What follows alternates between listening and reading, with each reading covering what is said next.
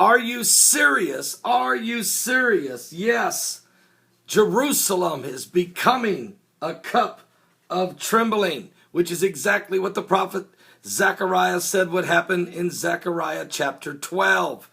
Matter of fact, Prime Minister Benjamin Netanyahu said this morning, that following the shooting of Rabbi Glick, that the struggle in Jerusalem may be long and drawn out, but calm must be reinstated.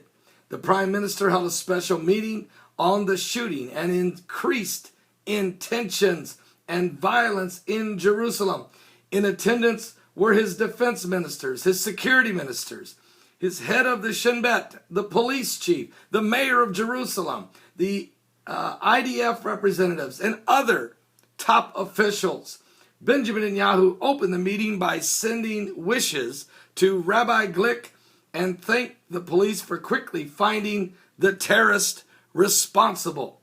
And that man was shot and killed, a Palestinian who had been in prison, in an Israeli prison, and had been released, and a leader of the jihadist movement. He was hunted down in East Jerusalem and was shot and killed by Israeli police. Now the situation is turning to the tensions of the Temple Mount. All right, because the Rabbi Glick, who was shot 3 times in an assassination attempt, is still in serious condition in a hospital following surgery last night, emergency surgery. Now Israel responds by shutting down the Temple Mount. There you see Israeli soldiers walking on the Temple Mount. There are no Muslims on the Temple Mount. The mount is closed. Even the Dome of the Rock mosque that you're looking at, closed.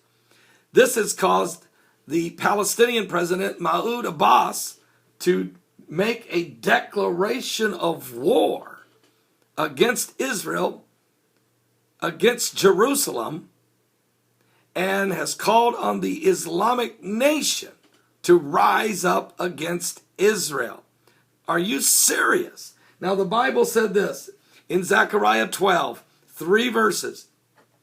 The burden of the word of the Lord for Israel, saith the Lord, which stretches forth the heavens and layeth the foundation of the earth, and formeth the spirit of man within him. Behold, I will make Jerusalem a cup of trembling unto all people round about, when they shall be in the siege, both against Judah and against Jerusalem. And that's exactly what Abbas did. He declared war on Israel and Jerusalem. And in that day will I make Jerusalem a burdensome stone for all people. A burdensome stone. We're talking about the Dome of the Rock. We're talking about the Temple Mount.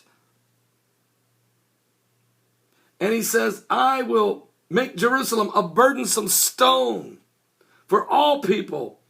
All that burden themselves with it shall be cut in pieces, though all the people of the earth be gathered together against it. Is that going to begin? Will the whole world turn on Jerusalem, turn on Israel? Well, this morning, Sweden has already started it. Their parliament, Sweden's new government, says it is recognizing Palestinian state, a move declared by the Prime Minister as a priority for the left-leaning minority coalition. The European Union member of Sweden this morning joined only 2 other Western European countries, Malta and Cyprus, as now Sweden is the 3rd European nation to recognize Palestine as a state.